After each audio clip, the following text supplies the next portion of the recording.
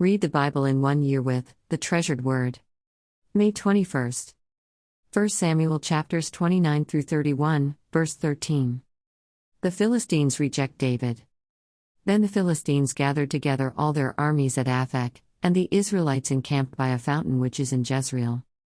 And the lords of the Philistines passed in review by hundreds and by thousands, but David and his men passed in review at the rear with Achish. Then the princes of the Philistines said, "What are these Hebrews doing here?" And Achish said to the princes of the Philistines, "Is this not David, the servant of Saul king of Israel, who has been with me these days, or these years? And to this day I have found no fault in him since he defected to me." But the princes of the Philistines were angry with him, so the princes of the Philistines said to him, "Make this fellow return, that he may go back to the place which you have appointed for him, and do not let him go down with us to battle, lest in the battle he become our adversary. For with what could he reconcile himself to his master, if not with the heads of these men? Is this not David, of whom they sang to one another in dances, saying, 'Saul has slain his thousands, and David his 10,000s?'"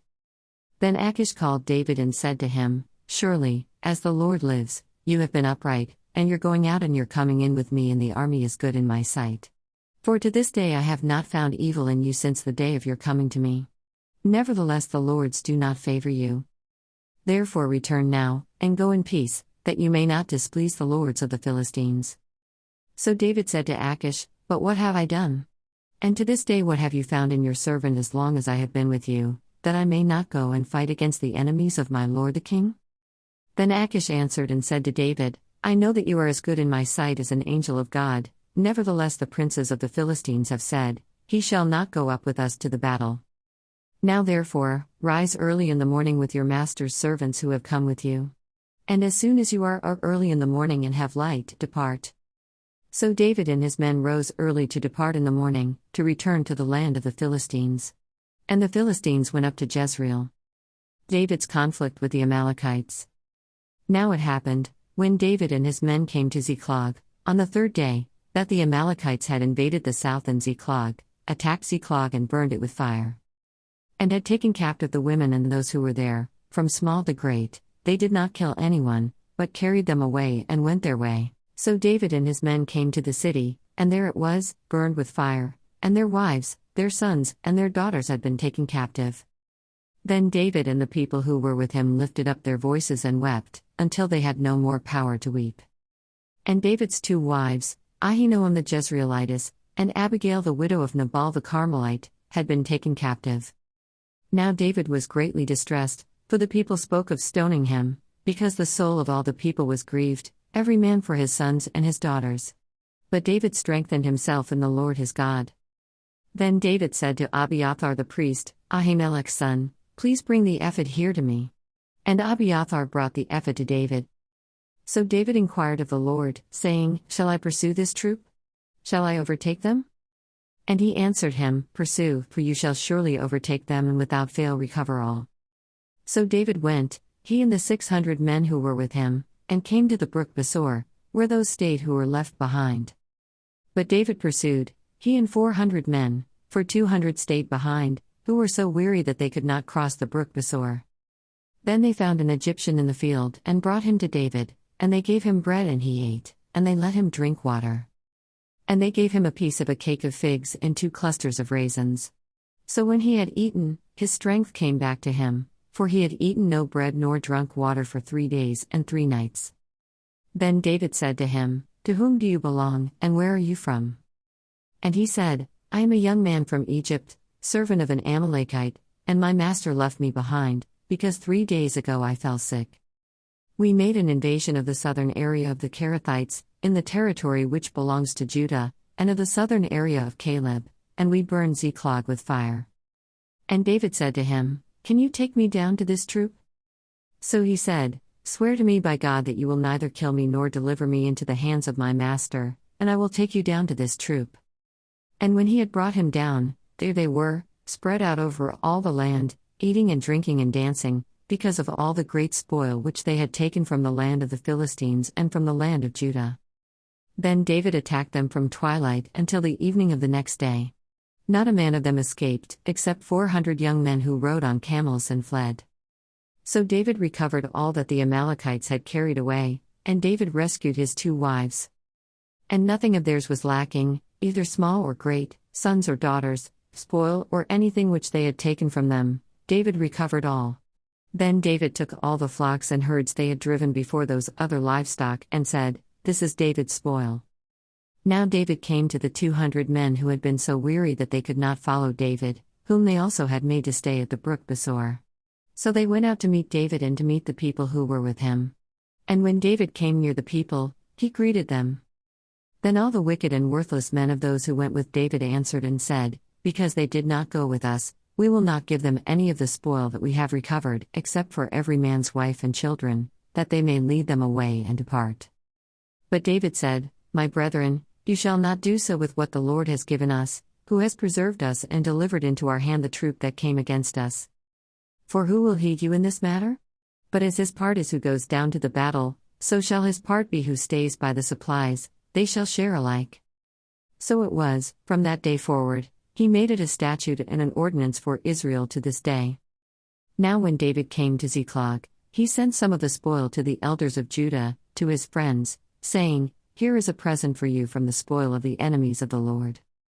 To those who were in Bethel, those who were in Ramoth of the south, those who were in Jatir, those who were in Aroer, those who were in Siphmoth, those who were in Eshtemoa, those who were in Rishal, those who were in the cities of the Jerahmeelites, those who were in the cities of the Kenites, those who were in Hormah, those who were in Korashan, those who were in Athach, those who were in Hebron, and to all the places where David himself and his men were accustomed to rove. The tragic end of Saul and his sons. Now the Philistines fought against Israel, and the men of Israel fled from before the Philistines, and fell slain on Mount Gilboa. Then the Philistines followed hard after Saul and his sons. And the Philistines killed Jonathan, Abinadab, and Malchishua, Saul's sons. The battle became fierce against Saul. The archers hit him, and he was severely wounded by the archers. Then Saul said to his armor-bearer, "Draw your sword, and thrust me through with it, lest these uncircumcised men come and thrust me through and abuse me." But his armor-bearer would not, for he was greatly afraid. Therefore Saul took a sword and fell on it. And when his armor-bearer saw that Saul was dead, he also fell on his sword, and died with him. So Saul, his 3 sons, his armor-bearer, and all his men died together that same day. And when the men of Israel who were on the other side of the valley, and those who were on the other side of the Jordan, saw that the men of Israel had fled and that Saul and his sons were dead, they forsook the cities and fled, and the Philistines came and dwelt in them. So it happened the next day, when the Philistines came to strip the slain, that they found Saul and his 3 sons fallen on Mount Gilboa. And they cut off his head and stripped off his armor, and sent word throughout the land of the Philistines, to proclaim it in the temple of their idols and among the people. Then they put his armor in the temple of the Ashtoreths, and they fastened his body to the wall of Bethshan. Now when the inhabitants of Jabesh Gilead heard what the Philistines had done to Saul, all the valiant men arose and traveled all night, and took the body of Saul and the bodies of his sons from the wall of Bethshan, and they came to Jabesh and burned them there. Then they took their bones and buried them under the tamarisk tree at Jabesh, and fasted 7 days. John chapters 11 through 12, verse 19. And the Passover of the Jews was near, and many went from the country up to Jerusalem before the Passover, to purify themselves. Then they sought Jesus, and spoke among themselves as they stood in the temple, "What do you think, that he will not come to the feast?" Now both the chief priests and the Pharisees had given a command, that if anyone knew where he was, he should report it, that they might seize him. The anointing at Bethany. Then, 6 days before the Passover, Jesus came to Bethany, where Lazarus was who had been dead, whom he had raised from the dead. There they made him a supper, and Martha served, but Lazarus was one of those who sat at the table with him. Then Mary took a pound of very costly oil of spikenard, anointed the feet of Jesus, and wiped his feet with her hair. And the house was filled with the fragrance of the oil. But one of his disciples, Judas Iscariot, Simon's son, who would betray him, said, "Why was this fragrant oil not sold for 300 denarii and given to the poor?" This he said, not that he cared for the poor, but because he was a thief, and had the money box, and he used to take what was put in it. But Jesus said, "Let her alone, she has kept this for the day of my burial. For the poor you have with you always, but me you do not have always. The plot to kill Lazarus. Now a great many of the Jews knew that he was there, and they came, not for Jesus' sake only, but that they might also see Lazarus, whom he had raised from the dead. But the chief priests plotted to put Lazarus to death also, because on account of him many of the Jews went away and believed in Jesus. The triumphal entry. The next day a great multitude that had come to the feast, when they heard that Jesus was coming to Jerusalem, took branches of palm trees and went out to meet him, and cried out, Hosanna! Blessed is he who comes in the name of the Lord, the King of Israel. Then Jesus, when he had found a young donkey, sat on it, as it is written, Fear not, daughter of Zion.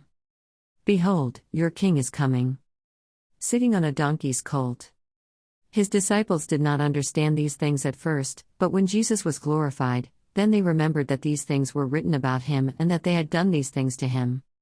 Therefore the people, who were with him when he called Lazarus out of his tomb and raised him from the dead, bore witness. For this reason the people also met him, because they heard that he had done this sign. The Pharisees therefore said among themselves, You see that you are accomplishing nothing. Look, the world has gone after him. Psalm chapter 118, verses 1 through 18. Praise to God for his everlasting mercy. Oh, give thanks to the Lord, for he is good. For his mercy endures forever. Let Israel now say, His mercy endures forever. Let the house of Aaron now say, His mercy endures forever. Let those who fear the Lord now say, His mercy endures forever. I called on the Lord in distress, the Lord answered me and set me in a broad place. The Lord is on my side, I will not fear. What can man do to me? The Lord is for me among those who help me, therefore I shall see my desire on those who hate me.